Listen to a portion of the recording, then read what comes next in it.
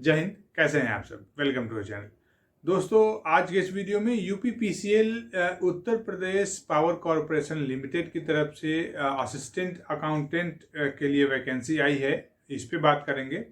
Assistant accountant, जिसको हिंदी में सहायक लेखाकार बोलते हैं, इसके लिए यूपीपीसीएल की तरफ से नोटिफिकेशन रिलीज किया गया है, एडवर्टाइजमेंट आया है और जिसमें यूपीपीसीएल को कुछ असिस्टेंट अकाउंटेंट चाहिए। तो मुझे ऐसा लगा कि वैसे सभी मेरे दोस्त जो एक सिंपल बीकॉम हैं, जिन्होंने कॉमर्स से अगर ग्रेजुएशन किया है, तो उन सभी के लिए ये वैकेंसी इम्पॉर्टेंट है और मुझे आप सभी को ये चीज़ बतानी चाहिए, क्योंकि जो बीकॉम बैकग्राउंड के जो दोस्त होते हैं उनके लिए आई थिंक बहुत कम, जो सिर्फ स्पेशली उनके लिए काफ़ी कम अपॉर्चुनिटीज़ आती हैं। सो मैंने सोचा कि ये जो यूपीपीसीएल की वैकेंसी है वो मैं आप सभी को बताऊं इसके बारे में। आज की इस वीडियो में यूपीपीसीएल की इस नोटिफिकेशन पे डिटेल में बात करेंगे, कंप्लीट जानेंगे, जो भी इंपॉर्टेंट बातें हैं वो सारी बातें आपको बताऊंगा। सो प्लीज़ वीडियो में बने रहिएगा एंड वीडियो काफ़ी इन्फॉर्मेटिव होगा, ऐसा मुझे लगता है। और अगर आपको वीडियो थोड़ा भी इन्फॉर्मेटिव लगे तो प्लीज़ चैनल को सब्सक्राइब कर लीजिएगा, वीडियोज़ को लाइक एंड शेयर किया कीजिएगा। इस नोटिफिकेशन का जो पीडीएफ लिंक है और इसका जो अप्लाई लिंक है डिस्क्रिप्शन में दिया हुआ है। आप सबसे पहले डिस्क्रिप्शन में जाइए, वहाँ पर नोटिफिकेशन को अच्छे से गो थ्रू होइए, फिर आपको लगे कि यू आर एलिजिबल, देन से आपको इसके लिए अप्लाई करना चाहिए। वैसे ही दोस्तों, अगर इस नोटिफिकेशन पे कुछ भी आपको कन्फ्यूजन हो तो please please please leave your comment in the comment box. तो दोस्तों चलिए, without wasting any time, UPPCL assistant accountant के इस नोटिफिकेशन को डिटेल में जानते हैं। So let's start the video. दोस्तों, सबसे पहले अगर इसके इंपॉर्टेंट डेट्स की बात कर लेते हैं, तो जो इसका इंपॉर्टेंट डेट है उसमें जो इसकी स्टार्टिंग डेट है ये 8 नवंबर 2022 ऑलरेडी स्टार्ट हो चुका है एंड इसकी जो लास्ट डेट है ये 28 नवंबर 2022 है। 28 नवंबर 2022 तक आप इसके लिए लास्ट अप्लाई कर सकते हैं। वैसे दोस्तों, अगर इसके एग्जाम डेट की बात करूं तो यूपीपीसीएल की तरफ से एग्जाम डेट भी दे दिया गया है, जो कि अभी टेंटेटिव है। ये in the month of January 2023 second week में ये प्रोबेबली यूपीपीसीएल की तरफ से कंडक्ट करा लिया जाएगा। तो जनवरी 2023 के सेकेंड वीक तक आपको इसके लिए इंतजार करना पड़ेगा और जनवरी सेकेंड वीक अभी काफ़ी दूर है। तो अगर आप एलिजिबल हैं, अगर आप जो भी इसकी एलिजिबिलिटी क्राइटेरिया इसको फुलफिल करते हैं, तो ये एग्ज़ाम काफ़ी इजी है और सिर्फ एक सिंगल एग्ज़ाम होगा। तो आपको इसके लिए ज़रूर फाइट करना चाहिए और आपको इसके लिए ज़रूर अप्लाई करना चाहिए। वैसे दोस्तों, अगर इसके एज की बात कर लेता हूं तो जो मिनिमम एज है वो 21 ईयर्स एंड जो मैक्सिमम एज है वो 40 ईयर्स के बीच आपकी एज होनी चाहिए। एंड एज पर गवर्नमेंट रूल इसमें जो रिलैक्सेशन जिसको मिलता है, तो रिलैक्सेशन इसमें भी अवेलेबल है, आप इसके लिए रिलैक्सेशन अवेल कर सकते हैं।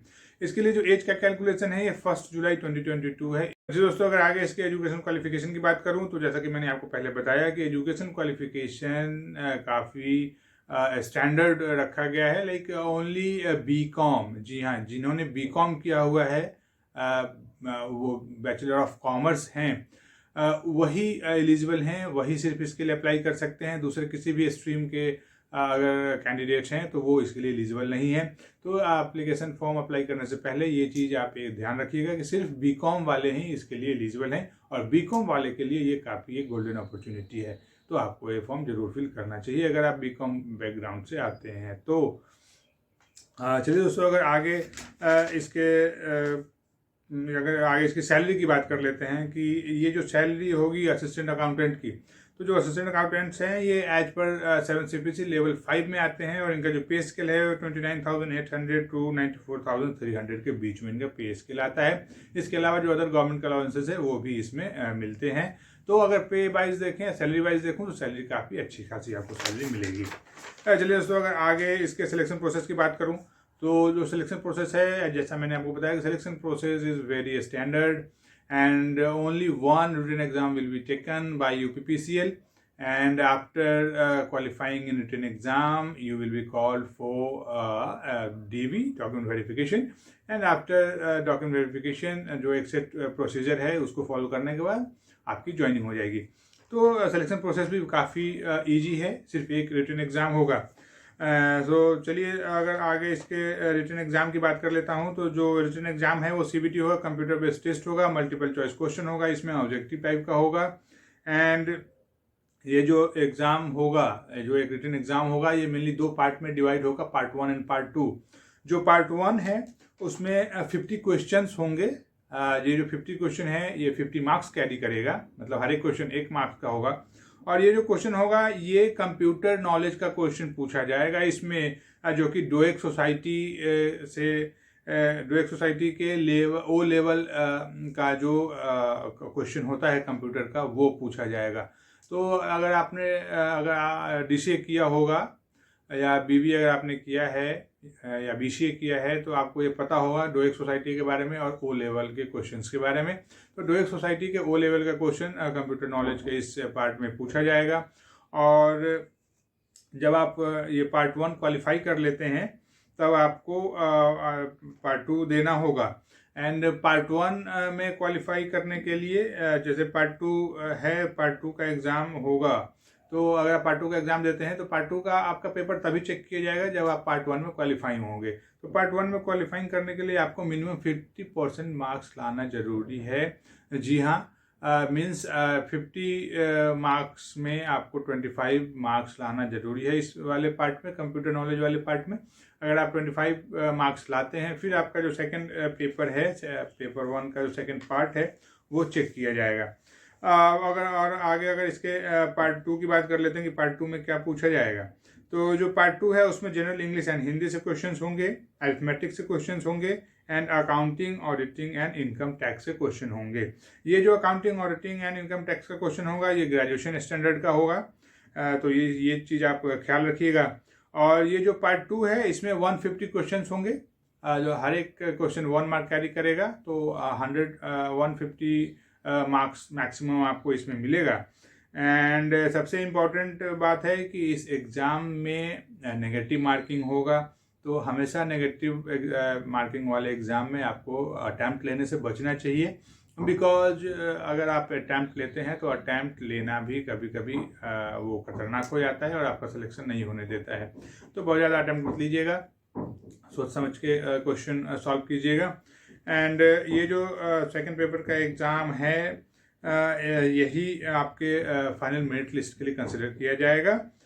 तो ये चीज़ आप नोट कर लीजिएगा कि जब फाइनल मेरिट लिस्ट बनेगा तो जो पार्ट 1 इसका जो कंप्यूटर नॉलेज वाला पार्ट है इसमें जस्ट फॉर क्वालिफाइंग है, मतलब 25 मार्क्स आपका आया, दैट्स एनफ। उसके बाद जो पार्ट 2 है जिसमें जनरल इंग्लिश हिंदी से एंड उसके बाद अरिथमेटिक से and accounting, auditing and income tax के क्वेश्चंस होंगे। ये पार्ट काफ़ी इम्पॉर्टेंट है आपके लिए, बिकॉज जो मेरिट लिस्ट बनेगा ये इसी के बेस पे बनेगा कि सेकंड पार्ट के मतलब 150 मार्क्स में आपने कितने मार्क्स ऑब्टेन किए हैं। तो इसके बेस पे आपका मेरिट लिस्ट बनेगा। तो सेकंड पार्ट काफ़ी इंपॉर्टेंट हो जाता है और सेकंड पार्ट में आपको मेहनत करना चाहिए। चलिए दोस्तों, अगर आगे इसके एप्लीकेशन फ़ी की बात कर लेता हूं तो जो भी SC ST candidate of UP state हैं उनके लिए जो एप्लीकेशन फ़ी है वो 826 रुपीज़ है। एंड जो UR EWS and OBC candidate हैं जो यूपी स्टेट से बिलोंग करते हैं उनके लिए 1180 रुपीज़ है एप्लीकेशन फ़ी। एंड जो PWD candidate of UP state है उनके लिए 12 रुपीज़ एप्लीकेशन फ़ी है। अदर जो भी दूसरे स्टेट के अगर फॉर्म फिल करना चाहते हैं तो उनके लिए भी 1180 रुपीज़ एप्लीकेशन फ़ी देना होगा। सो दोस्तों, at last but not the list, अगर इसके नंबर ऑफ पोस्ट की बात कर लेता हूं तो जो नंबर ऑफ पोस्ट है वो 186 है। 186 पोस्टों के लिए वैकेंसी आई है। तो नंबर ऑफ पोस्ट बहुत ज़्यादा नहीं है, बट फिर भी 186 काफ़ी मायने रखता है। और मैं जैसा कि हमेशा बोलता हूं कि आपको बस एक सीट चाहिए होता है, आपको नंबर ऑफ सीट देख के कभी भी वैकेंसी के लिए फॉर्म अप्लाई नहीं करना चाहिए। अगर आप नंबर ऑफ सीट देख के अप्लाई करते हैं तो आपका सिलेक्शन कभी भी नहीं होगा, ये चीज़ ध्यान रखिएगा। अगर आप एलिजिबल हैं, अगर आप एलिजिबिलिटी क्राइटेरिया फुलफिल करते हैं, आपके पास एजुकेशन क्वालिफिकेशन है रिक्वायर्ड, तो आपको एक सीट के लिए भी अप्लाई करना चाहिए और क्या पता आपको वो सीट मिल जाए। सो प्लीज़, अगर आप BCom हैं, एलिजिबिलिटी क्राइटेरिया को फुलफिल करते हैं तो आपको इसके लिए अप्लाई जरूर करना चाहिए। सो दोस्तों, आज की इस वीडियो में UPPCL की इस नोटिफिकेशन के बारे में आपको बताना था और इसकी नोटिफिकेशन की जो भी इंपॉर्टेंट बातें थी ये सारी बातें मैंने आपको बता दी हैं। कुछ भी इसमें ऐसा नहीं छोड़ा है जो आपको नहीं पता होना चाहिए। तो प्लीज़ आप यूपीपीसीएल के इस फॉर्म को जरूर फिल कीजिए अगर आप एलिजिबल हैं तो। इस नोटिफिकेशन का पीडीएफ लिंक और इसका जो अप्लाई लिंक है डिस्क्रिप्शन में दिया हुआ है, आप पहले डिस्क्रिप्शन में जाइए, वहाँ पर नोटिफिकेशन को अच्छे से गो थ्रू होइए, फिर जाके अप्लाई कर लीजिए। वैसे दोस्तों, अगर आपको ये वीडियो थोड़ा सा भी इन्फॉर्मेटिव लगा हो, आपको लगा हो कि हाँ ये मैंने नहीं भरा था या ये काफ़ी अच्छा है या अब मैं भरूंगा, तो प्लीज़ चैनल को सब्सक्राइब कर लीजिएगा, वीडियो को लाइक एंड शेयर किया कीजिएगा, ताकि जो भी इंपॉर्टेंट गवर्नमेंट की वैकेंसीज होती है वो मैं आप तक इजीली पहुंचा सकूं। एंड अगर आपको इस नोटिफिकेशन में कुछ भी कंफ्यूजन हो, any confusion, please leave your comment in the comment box. So दोस्तों, चलिए फिर मिलता हूँ किसी दूसरे वीडियो में, किसी नई वैकेंसी के साथ या किसी नई अपडेट के साथ। तब तक के लिए जय हिंद।